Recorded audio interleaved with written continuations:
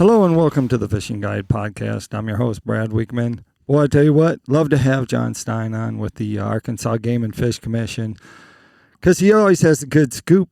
And so right. this week, actually, what we're going to talk about is what's going to happen the following week. And so we'll jump into it. Tell us a little bit about your position, what you do up there in Rogers, and then start with the habitat program you have going. Yeah, I'm a district fisheries supervisor in northwest Arkansas.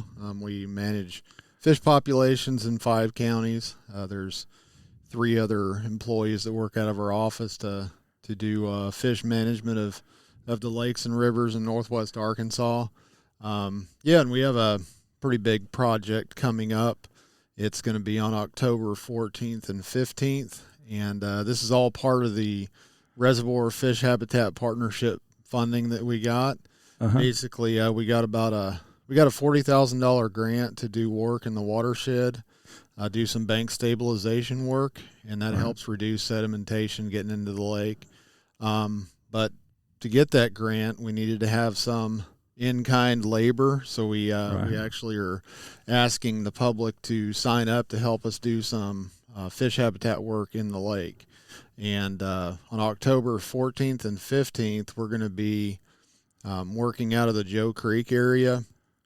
We're going to be basically having volunteers drag trees down to the shoreline, put them on barges, tie on blocks, and then help us sink them in the lake.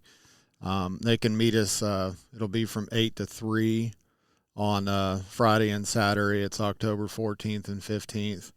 And we're meeting over at the day use area at Horseshoe Bend. Okay. There's a day use area there that has a boat ramp that's just across from the marina. It's a small boat ramp that a lot of people don't use, but it's just across from the marina. Right. Yeah, and it's in a day use area. So we're gonna meet there about 8 and then finish up at 3. Just a pretty good project to get people out and help us sink some trees in the lake. Right. Tell us when you're talking about sinking trees, you actually have a pontoon boat that's designed for that, don't you? Yeah, we actually right now we have a large habitat barge that we got through a grant from this Reservoir Fish Habitat Partnership.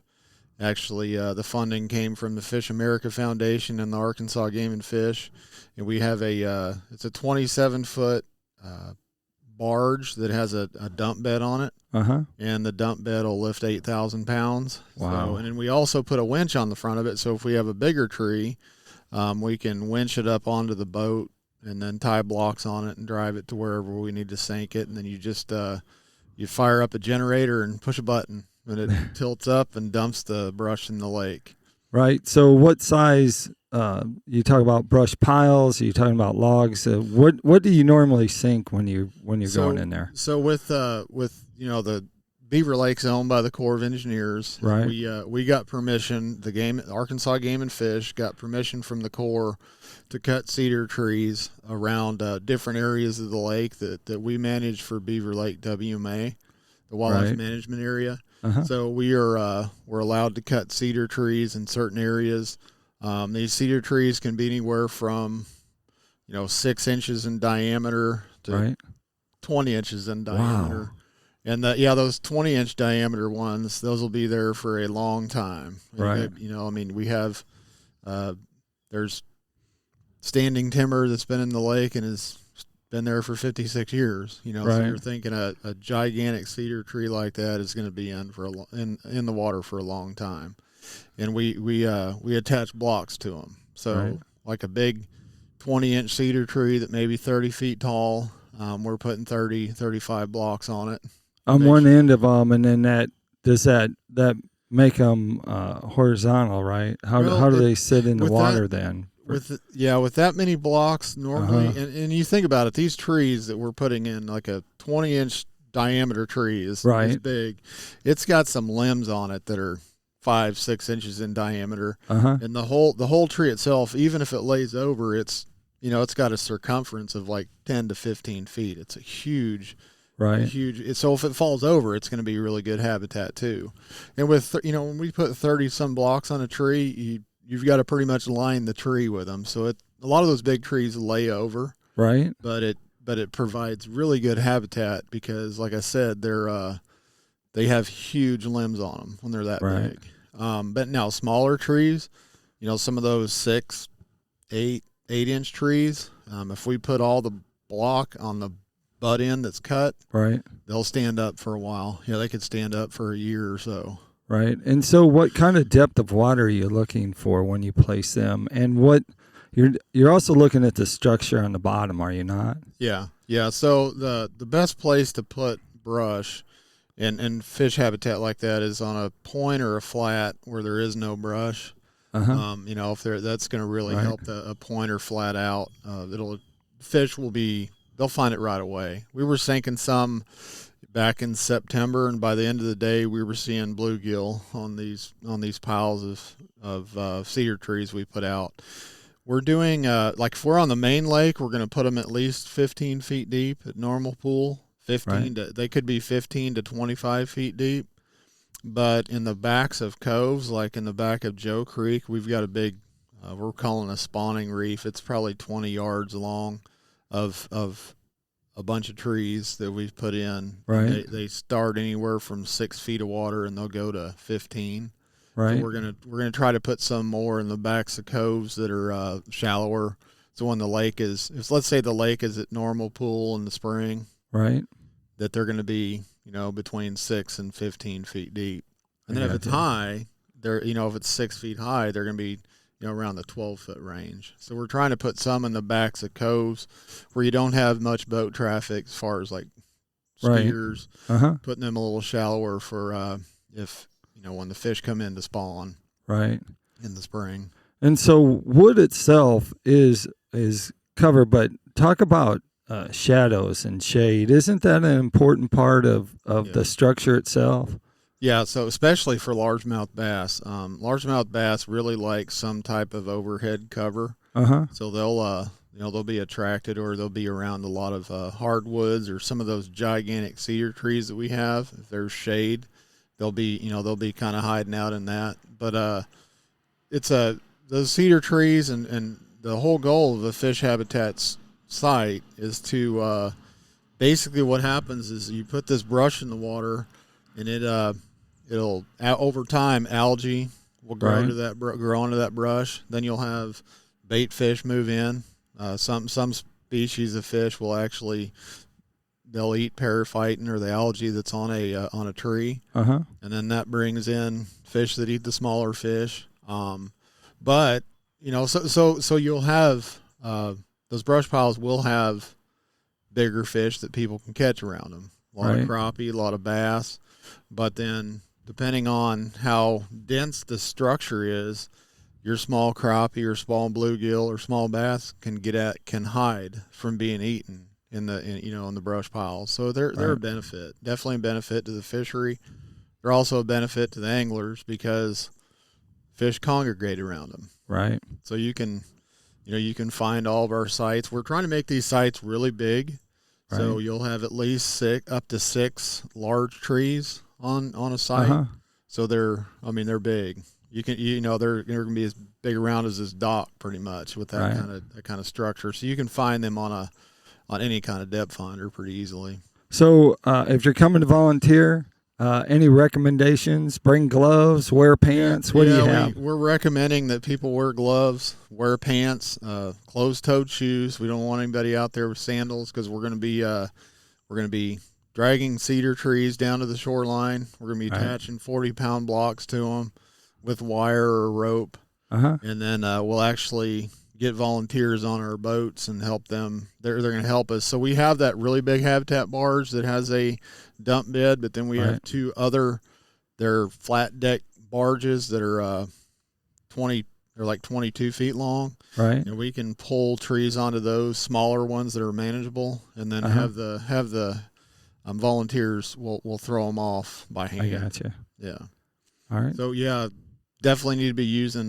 Definitely need. Closed-toed shoes is a big thing. Some boots, pants, and we're gonna have water and Gatorade for anybody.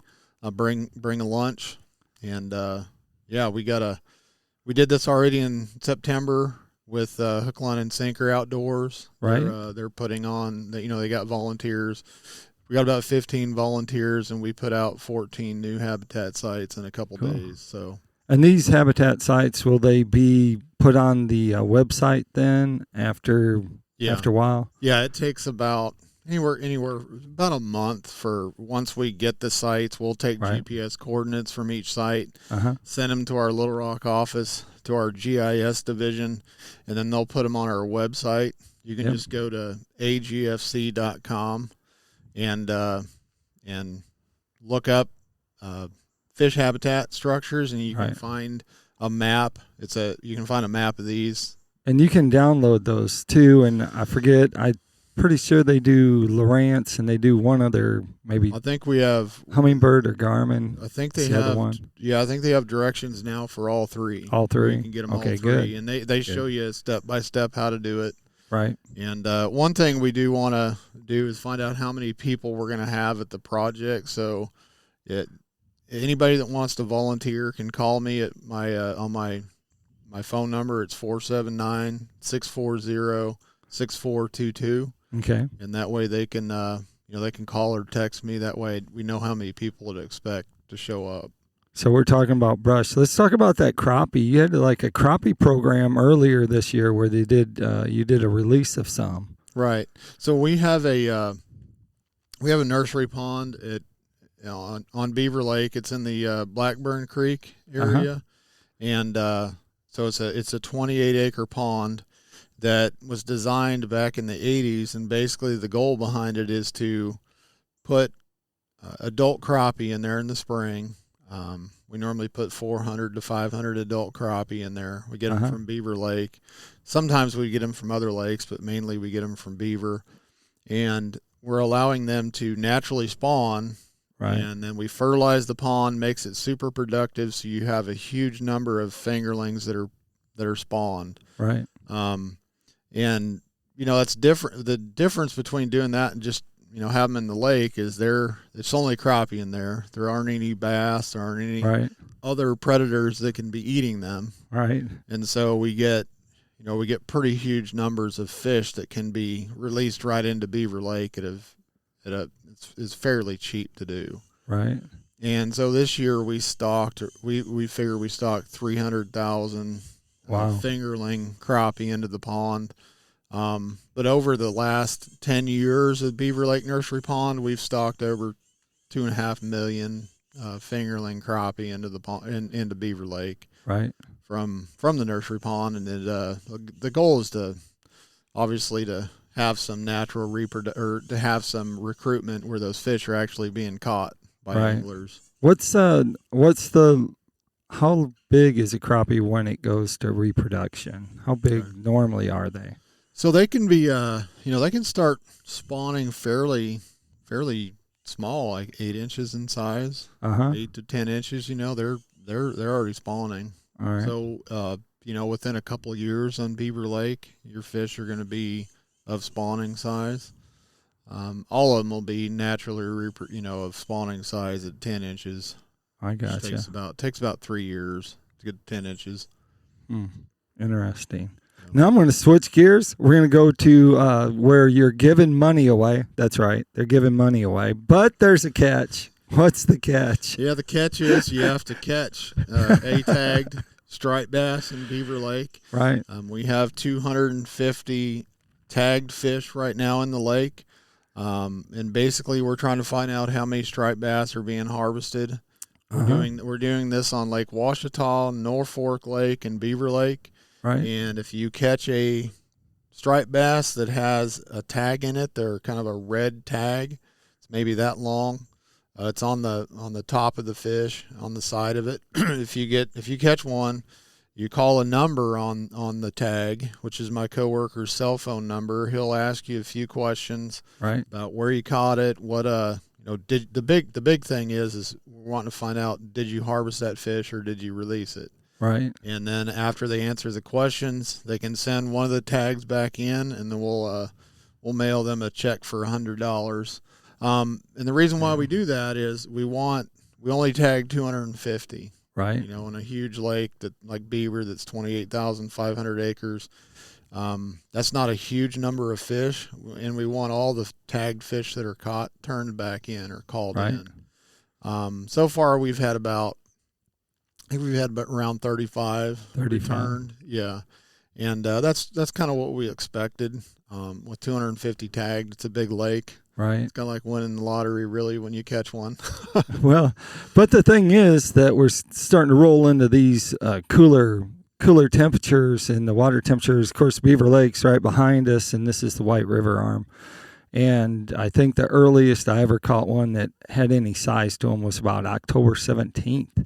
I think Steve Wright took a picture, and I was in the paper one time because they were desperate for a fish picture, I guess. It's kind of unusual, but somewhere in there, once that starts rolling in, and little cooler temperatures, more activity, more consistently feeding where anglers can catch them, you might be shelling out some money. Yeah, that's right. We're hoping that we get a few more tag returns. Right. Because the more we have, the better data we have. What size were they that you tagged? Because yesterday I hammered them pretty good, but the trouble was they were little ones. Huh? We tagged fish that were above 20 inches. So it's a variety of fish between 21, probably 20 to we had some that were around. We had one that was at least 42 inches long. So it's just a wide variety of lengths. Really? that we tagged. Yeah. So we got to talk a little bit about walleye fishing on Beaver. Tell us, is it good or bad? I already know the answer. Oh, right now, well, this summer has been really good. People that were using bottom bouncers, night crawler, spinner rigs, stuff like that. It's really picking up, and a lot of it has to do with we're getting off really good natural reproduction. We know that from a previous study that about 60%, we're getting about 40% of the fish out there that we see are naturally reproduced. We still have some. We're still getting some pretty good stock contribution. So 60% of the fish that we caught in a study were stocked. Right. And so fishing is really good right now. There's a lot of fish over 18 inches, which is the minimum length limit.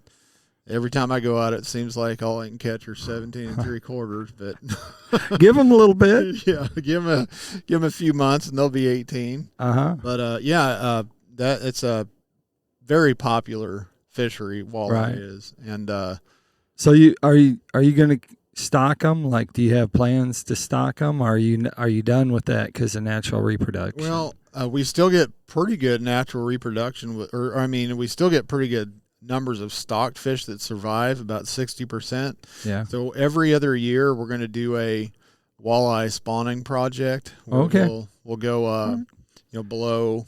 We could go above, in the river arms, War Eagle, White River to get brood stock. Right. We'll spawn if they're ready to spawn. We'll spawn them on the bank. Which means we just take their eggs, fertilize their eggs, right, and then take them back to the hatchery, and the hatchery will raise them up to about 1.5 inches, right, and then we stock them back into the lake. It's done really well. I mean, that's how we established the fishery, the walleye fishery in Beaver, was through stocking. Yeah, and over time we may not have to stock anymore, but right now we think we do. Next time you're on the show, we're going to talk about the biomass and how this all gels together, how you're able to have stripers and walleye and brim and catfish and crappie and bass and how you manage that biomass. We'll do that next time, though, but that takes us to Tackle Time. Tackle Time sponsored by PICO Lures, and Rose Metal Products has Trophy Graph Systems, and so we're going to give them a shout-out this week. If you want to catch some of those walleye we've been talking about, a striper, make some money, fish some picos, I guess, so you can catch them. But go out there. You can check them out at PicoLures.com. If they want to find out more, you gave out your phone number once, but do it again for the upcoming event. Right, and any questions anybody has about fisheries in Northwest Arkansas, the number is 479-640-6422. All right. Sounds good. Right. Appreciate it. Hopefully you have a whole bunch of people volunteer and show up Yeah. and get a lot of that that habitat put in the lake. And so that's good. Like I always like to end the show, make sure you keep your hook sharp and your lures in the water.